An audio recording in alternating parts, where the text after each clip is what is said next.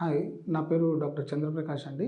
నేను by profession I'm physiotherapist and trained behavioural psychologist అండి. నేను నక్షత్ర హాస్పిటల్ సూట్స్ కేర్ నెట్వర్క్ దీనికి అడ్మినిస్ట్రేషన్ అండ్ ఆపరేషన్స్ కూడా చూసుకుంటున్నాను. సో ఈరోజు ఏంటంటే నేను మీకు వింటర్ సీజన్లో వచ్చే మేజర్ ప్రాబ్లమ్స్, దానికి సంబంధించిన చిన్న చిన్న చిట్కాలు ఏవైతే మనం ఇంట్లో కూడా చేసుకోవచ్చు, ఆ చిన్న చిన్నవి కూడా మీకు ఎక్స్ప్లెయిన్ చేస్తానండి. బేసిక్గా ఏమవుతుంది అంటే మన బాడీలో ఉండే మజిల్స్ ఏవైతే కండరాలు అంటామో అవి రబ్బర్ బ్యాండ్ లాగే ఉంటాయండి. సో రబ్బర్ బ్యాండ్ అంటే అవి వర్క్ జరగాలి అని అంటే అవి స్ట్రెచ్ అవుతేనే, అంటే ఏ ఏ కండరమైనా కూడా ప్రాపర్గా సాగితేనే మనం పని చేసుకోగలుగుతామండి. చాలామంది మీలో ఏం చేస్తూ ఉంటారంటే చిన్న చిన్న వర్క్స్ ఏవైతే ఉంటాయో అవి సరిగా చేసుకోకపోవడం వలన, వాటిని ప్రాపర్గా మీరు ఫిల్ చేయకపోవడం వలన, అది కంప్లీట్ చేయకపోవడం వలన ఎన్నో ప్రాబ్లమ్స్ వస్తాయండి. బేసిక్ ప్రాబ్లమ్స్ తీసుకుంటే నెక్ నుంచి స్టార్ట్ చేద్దాం. మనకి నెక్ ప్రాబ్లం అనేది చాలా మందిలో కనపడే ప్రాబ్లం అండి. ఒకప్పుడు ఏంటంటే ఈ 65 ఏళ్ళకో 70 ఏళ్ళకో లోపల ఉన్న ఎముకలు అరిగిపోవడం వలనో, లేకపోతే ఎముకల మధ్యలో ఉన్న గుజ్జు అరిగిపోవడం వలనో ఇలాంటి ప్రాబ్లమ్స్ వచ్చాయి. కానీ ఇప్పుడు ఏమవుతుందంటే మన జీవన విధానాలు ఏవైతే మార్పు చెంది ఉన్నాయో, టెక్నాలజీని మనం ఎక్కువ వాడుతున్నామో, దాని వలన 25 సంవత్సరాల నుంచి ఉన్న వాళ్ళకే ఈ నెక్ పెయిన్స్ అనేవి స్టార్ట్ అవుతున్నాయండి. బేసిక్గా ఈ నెక్ కానివ్వండి, బ్యాక్ కానివ్వండి, జాయింట్స్ అంటే కీళ్ళు, ఇవన్నీ ఈ నొప్పులన్నీ వీటిని స్టడీ చేయడానికి ఒక పర్టికులర్ ఇది ఉందండి. దాన్ని ఎర్గోనామిక్స్ అంటారు. ఎర్గోనామిక్స్ అంటే మనము వర్క్ ప్లేస్లో, అంటే ఇంట్లో కానివ్వండి, లేకపోతే మనం పనిచేసే ప్లేస్లో కానివ్వండి, ఎలా మనం పనిచేస్తున్నాము, మన బాడీని ఎంత ప్రాపర్గా మనం ఆ పనికి వినియోగిస్తున్నాము అన్నదాన్ని చదవడానికే ఉపయోగించే ఒక సబ్జెక్ట్ని ఎర్గోనామిక్స్ అంటారండి. ఇప్పుడు నేను ట్రైన్డ్ ఎర్గోనామిస్ట్ అండి. ఇక్కడ మనం ఏం చేస్తామంటే బేసిక్గా వింటర్ సీజన్ అని ఎందుకు చెప్తున్నాము అని అంటే, మిగతా సీజన్స్లో ఏమవుతుంది, కొంచెం వేడి ఉండడం వలన బాడీలో వేడి ఉత్పత్తి అయినప్పుడు బ్లడ్ సర్క్యులేషన్ అనేది కూడా ఎక్కువగా ఉంటుంది. అండ్ కండరాలు కూడా సాగతీత అంటే ఎలాస్టిసిటీ ఆఫ్ మజిల్స్ అనేది కొంచెం ఎక్కువగా ఉంటుందండి. అదే మనం వింటర్ సీజన్కి వచ్చినప్పుడు ఏమవుతుందంటే అన్నీ కాంట్రాక్ట్ అవుతాయి. మీకు తెలిసిందే కదా, చలికాలంలో ఏంటంటే అన్నీ ముడుచుకుపోతాయి. అలానే మన కండరాలు కూడా ముడుచుకుపోతాయి. ఈ ముడుచుకుపోయినప్పుడు ఏంటి, మనం బాడీని ప్రాపర్గా మనం ట్రైన్ చేయకుండా మనం పని చేసేస్తామండి. ఎగ్జాంపుల్ చెప్తాను. ఇప్పుడు నెక్ అని చెప్పాను. బేసిక్గా ఈ 25 సంవత్సరాల నుంచి 30 సంవత్సరాలు 40 సంవత్సరాలు ఉన్న వాళ్ళు ఈ మధ్యకాలంలో చేసే ఏ పనిలో అయినా కూడా మనము సిస్టమ్ వాడుతున్నాం, ల్యాప్టాప్ని వాడుతున్నాం. మరి ల్యాప్టాప్ని వాడుతున్న దీంట్లో మనం ప్రాపర్గా క్రమ పద్ధతిలోనే వాడుతున్నామా, అది చాలా ఇంపార్టెంట్ వర్క్ చేయాలంటే. మరి దాన్ని ప్రాపర్గానే వాడుతున్నామా అంటే లేదండి. ఏం జరుగుతుంది అంటే మన బాడీ గురుత్వాకర్షణ శక్తికి ప్రతి కండరం కూడా లాగబడుతుంది. ఇలా లాగబడుతున్నప్పుడు మనం దాన్ని విత్స్టాండ్ అయ్యి మనం దానికి ప్రాపర్గా వర్క్ చేసుకోవాల్సి ఉంటుంది. అలాంటి టైంలో ఏమవుతుంది అని అంటే ఎక్కడో మీరు దూరంగా, అంటే మీకు దగ్గరగా కాకుండా దూరంగా వస్తువులు పెట్టి వాటిని మీరు ఎత్తడం ద్వారా కానివ్వండి, లేకపోతే వాటి ద్వారా పనిచేయడం వల్ల కానివ్వండి, ఏమవుతుంది అంటే మీ కండరాల మీద అధిక ఒత్తిడి కలిగిస్తారు మీరు. ఎగ్జాంపుల్ చెప్తానండి. ఇప్పుడు మీరు కింది నుంచి ఏదైనా ఒక బరువైన వస్తువుని ఎత్తాల్సి ఉంటుంది. బేసిక్గా మనం ఏం చేస్తాము, వస్తువుని ఎత్తడం అనేది మన మైండ్లో ఉంటుంది. ఆ ఎత్తే క్రమం ఏం చేస్తామంటే కిందికి వంగుతాము, సడన్గా అది ఎత్తి పక్కన పెట్టేస్తాము. మన దగ్గరికి డాక్టర్ గారు, నేను ఈ బరువులు ఎత్తినప్పుడు నాకు ఈ నొప్పి వచ్చిందండి, నాకు మెడ నొప్పి వచ్చిందండి, నడుము నొప్పి వచ్చిందని అని చెప్తూ ఉంటారు చాలామంది క్లయింట్స్ మా దగ్గరికి వచ్చినప్పుడు. అది ఎందుకు అవుతుంది అని అంటే మనకి ప్రాపర్ ఎక్సర్సైజ్ లేకపోవడం వల్ల. ఇప్పుడున్న దీంట్లో 24 గంటల్లో 8 నుంచి 10 గంటలు వర్క్ చేసి దాని తర్వాత మనం తీసుకునే ఆహారం కానీ అది కూడా బాడీకి సెట్ అవ్వక, అండ్ నిద్ర తక్కువ అవ్వడము, వాటర్ కెపాసిటీ బాడీలో తక్కువ అవ్వడము, ఇవన్నీ కలిపి ఓవరాల్గా ఏం చేస్తుంది, దేనిపైన ఎఫెక్ట్ చూపిస్తుంది అంటే skeletal system of the body, అంటే మన కండరాలు, బాడీలో ఉన్న మన మెయిన్ మజిల్స్ పైన ఎఫెక్ట్ చూపిస్తుంది. సో దీనికి చిన్న చిన్న చిట్కాలు ఏంటి అంటే, మీరు ఒకవేళ వెయిట్స్ ఎత్తాలనిపించింది, ఆ వెయిట్స్ని దగ్గరకు తీసుకోండి. బాడీకి ఎంత దగ్గరగా తీసుకుంటే అంత తక్కువగా మన కండరాల మీద ఎఫెక్ట్ పడుతుంది, అంత ఈజీగా మనం దాన్ని ఎత్తగలుగుతాము. తర్వాత ఆ నొప్పి అనేది ఉండదు. ఇవి వింటర్ సీజన్స్లోనే ఎక్కువ ఉంటాయి కాబట్టి నేను ఇప్పుడు ప్రస్తావిస్తున్నానండి. రెండో విషయం, ఒకవేళ ఇలాంటి నొప్పి అయింది, మరి డాక్టర్ గారు నేను అలా చేశాను, ఈ నొప్పి వచ్చింది, దీనికి మనం ఏం చేయాలి అని అంటే డైలీ పొద్దున 15 నిమిషాలు మన మెడ కానివ్వండి, నడుం భాగం కానివ్వండి, మోకాళ్ళు కానివ్వండి, ఈ 3 చాలా ఇంపార్టెంట్ అండి. ఎందుకంటే మనం నిల్చున్నప్పుడు ఎక్కువగా మూమెంట్ వచ్చే భాగం ఏంటి, మెడ, దాని తర్వాత మన దగ్గర నడుము, దాని తర్వాత మోకాళ్ళు, దాని తర్వాత మన తుంటి భాగం.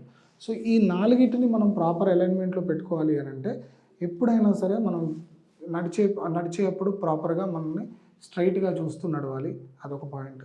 రెండో పాయింట్, ఎక్కువసేపు ఎక్సర్సైజ్ అవసరం లేదండి. ఒక 15 నిమిషాలు బ్రిస్క్ వాకింగ్ మన కండరాలని ఎప్పుడు ఎలాస్టిక్. ఫర్ ఎగ్జాంపుల్, ఇప్పుడు మీరు రబ్బర్ బ్యాండ్ తీసుకున్నారనుకోండి, ఒక కొత్త రబ్బర్ బ్యాండ్ తీసుకున్నప్పుడు మీరు ఆ రబ్బర్ బ్యాండ్ని స్ట్రెచ్ చేస్తే కొద్ది వరకే వస్తుంది. అదే ఎక్కువ స్ట్రెచ్ చేయాలంటే రబ్బర్ బ్యాండ్ తెగిపోతుంది. మనం ఏం చేయాలి, ఆ రబ్బర్ బ్యాండ్ని ప్రాపర్గా అంటే ఎక్సర్సైజ్ చేయాలి రబ్బర్ బ్యాండ్కి. అలానే మన కండరం కూడా ఈ ఎక్సర్సైజ్లు టెక్నికల్గా చేయాలి అంటే టెక్నికల్గా పాటించాల్సిన అవసరం లేదండి. రోజు ఒక 15 నిమిషాలు ప్రతి కండరం మీద మీరు ధ్యాస ఉంచి చిన్న చిన్న స్ట్రెచ్చింగ్స్ మీరు, ఫర్ ఎగ్జాంపుల్ ఇప్పుడు మీకు షోల్డర్ పెయిన్ వచ్చింది, మెల్లిగా షోల్డర్ని స్ట్రెచ్ చేసుకోవడం, ఇటువైపు పెయిన్ వచ్చింది, ఈ షోల్డర్ని స్ట్రెచ్ చేసుకోవడం. దీనికి సపరేట్ టెక్నిక్ అంటూ ఏం అవసరం లేదండి. మెడలో ప్రాబ్లం వచ్చింది, జాగ్రత్తగా మెడని అన్ని వైపులా కదిలిస్తూ దాన్ని రొటేట్ చేసుకుంటూ, అంటే దీనివల్ల ఏమవుతుంది అంటే ఈ కండరాల మధ్యలో ఏదైతే ఎముకలు కీళ్ళు ఉంటాయో వాటి మధ్యలో ప్రాపర్గా మూమెంట్ జరిగి మన కండరాలని మన ఎముకలని జాగ్రత్త పరిచే ఏవైతే కొన్ని లూబ్రికెంట్స్ ఉంటాయో, అంటే ఆయిల్ లాంటి సబ్స్టెన్సెస్ ఉంటాయో అవి డెవలప్ అవుతాయి. దానివల్ల మనం ఎక్కువ పని చేసుకోవడానికి ఆస్కారం ఉంటుందండి. ఇదొక పాయింట్. సరే, ఇప్పుడు మనం ఆఫీస్ ప్లేస్కి వచ్చినప్పుడు ఏమవుతుందంటే సిస్టమ్ అనేది పక్కన పెట్టేస్తే రెండో విషయం ఏంటి, ప్రొలాంగ్డ్ సిట్టింగ్. మనం ఎక్కువసేపు కూర్చోవడం వల్ల ఊబకాయం అనే ఒక మేజర్ ప్రాబ్లం ఇప్పుడు ఇండియన్స్లో చాలామంది సఫర్ అవుతున్నారండి. దీనికి కారణం ఒకవైపు ఆహార పదార్థాలు అయితే రెండో వైపు సెడెంటరీ లైఫ్ స్టైల్ అంటాం. అంటే ప్రాపర్గా ఎక్సర్సైజ్ లేని లైఫ్ స్టైల్. ఇది ఎందుకు వస్తుంది అని అంటే ప్రతి ఒక్కళ్ళు కూర్చొని చేయాల్సిన జాబ్సే ఉన్నాయి. చాలా తక్కువ మందికి డిఫరెంట్ ఫీల్డ్ వర్క్స్ ఉంటాయి. కూర్చొని చేసే జాబ్లో మన ధ్యాస మన కాన్సన్ట్రేషన్ మొత్తం చేసే పని మీదే ఉంటుంది తప్పితే మనం కూర్చున్న విధానం ఎలా ఉంది, ఎంతసేపు మనం బాడీకి రెస్ట్ ఇస్తున్నాము, ఎంతసేపు బాడీకి ఎక్సర్సైజ్ ఇస్తున్నాం అనేది మనం పట్టించుకోవాలి. ఇక్కడ నేను ఒక చిన్న చిట్కా చెప్తాను. ఒకవేళ మీరు 8 గంటల్లో కంటిన్యూస్గా కూర్చొని జాబ్ చేసే వాళ్ళైతే మీరేం చేయాలి అంటే ప్రతి గంట సేపు కూర్చొని పని చేస్తే 10 నుంచి 15 నిమిషాలు రెస్ట్ ఇవ్వండి. అంటే మీ పొజిషన్ని మీరు మార్చండి.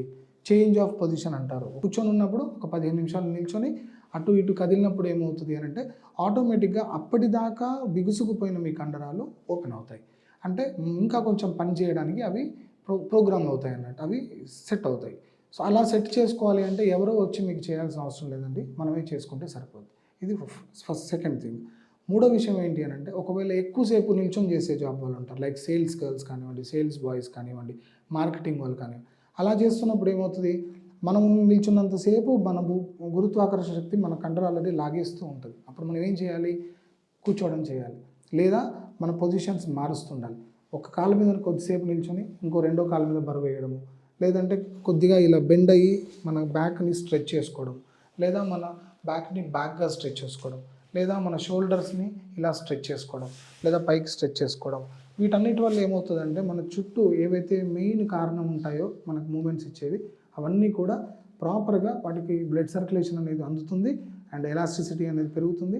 దానివల్ల మనం ఇంకా ఎక్కువగా వర్క్ చేయడానికి ఆస్కారం ఉంటుందండి.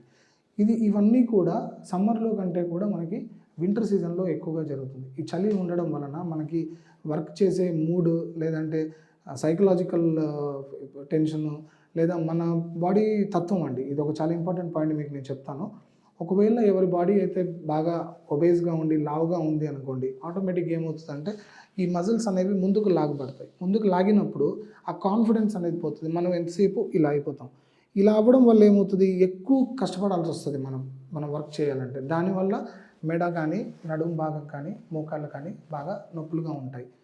అదొక పాయింట్. మూడో విషయం ఏంటి అని అంటే చాలామంది మనకి ఈ మధ్యకాలంలో చెప్తున్నారు 35 సంవత్సరాలకి మోకాళ్ళ నొప్పులు వస్తున్నాయండి అని.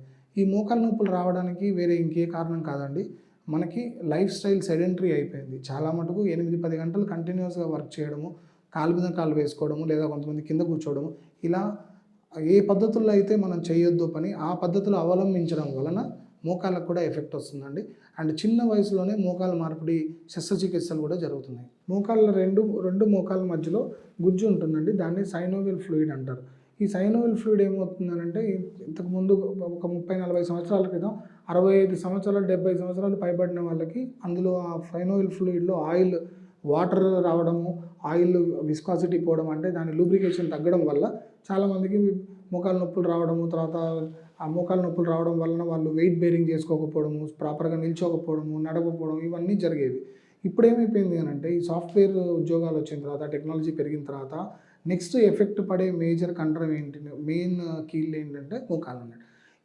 ఈ జాయింట్, నీ జాయింట్లో ఏం ప్రాబ్లం అవుతుంది అని అంటే, మనం సిట్టింగ్ జాబ్స్ చేస్తున్నప్పుడు నీ జాయింట్కి ప్రాపర్ ఎక్సర్సైజ్ ఉండక దీనికి సంబంధించిన స్పేస్ తగ్గిపోతుంది. ఈ తగ్గడం వల్ల ఏముంటుంది, ఇక్కడ ఉన్న ఆయిల్ ఏదైతే ఉంటుందో అది వాటర్ వచ్చి ఆయిల్ని, దాని లూబ్రికేషన్ని, అంటే అది స్మూత్గా చేసే దాని యొక్క క్వాలిటీని తగ్గించేస్తుంది.